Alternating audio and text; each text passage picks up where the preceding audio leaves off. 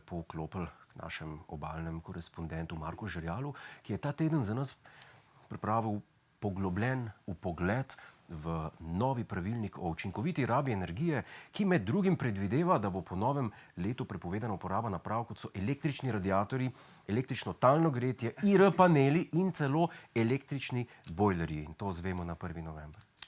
Čau, gospod Godler! To, da bojo običajni domači predmeti, nekateri od njih so celo vgrajeni v naših stanovanjih, postali naenkrat prepovedani, ni nič nenavadnega ali zaskrbljujočega.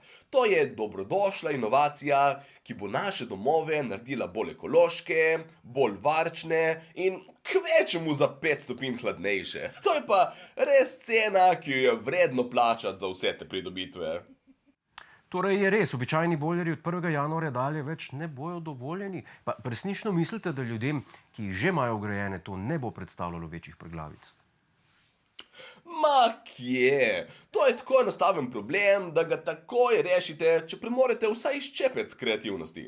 Lahko recimo predelate bojler na drva.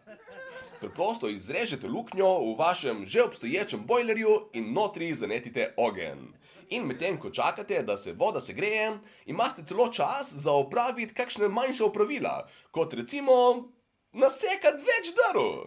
Druga opcija je povezati vaš bojler s centralno kurjavo. Vse, kar rabite, je par cevi, sveder, varilni aparat, kakšen fraj vikend in evo, vaša kopalnica bo imela toplo vodo celo kurilno sezono.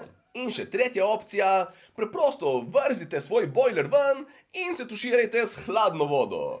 Študije so namreč pokazale, da ima hladna voda odlične učinke na našo prekrvavitev in počutje, tako da tudi to je povsem sprejemljiva opcija. Super je! In če se vaša žena ne strinja, ko jo je! Naj gre ona po drva v hosto, če je tako pametna, kako sploh ni tako težko. Okej, se pravi, bojler je rešen. Kaj pa ostale grelne naprave? Gospod Godler, to so nekateri od najlažje rešljivih problemov na svetu, res. Recimo, če imaš IR panele, jih lahko vržeš ven in kupiš toplotno črpalko. Če si segrel na električni radiator, lahko preprosto kupiš navadnega in ga priklopiš na toplotno črpalko. Če imaš električno talno gretje, lahko razkoplješ celo bajto, ga vržeš ven, daš notri vodnega in ga priklopiš na toplotno črpalko. In če nimaš denarja za toplotno črpalko, lahko crkneš. Pač samo znajce je treba.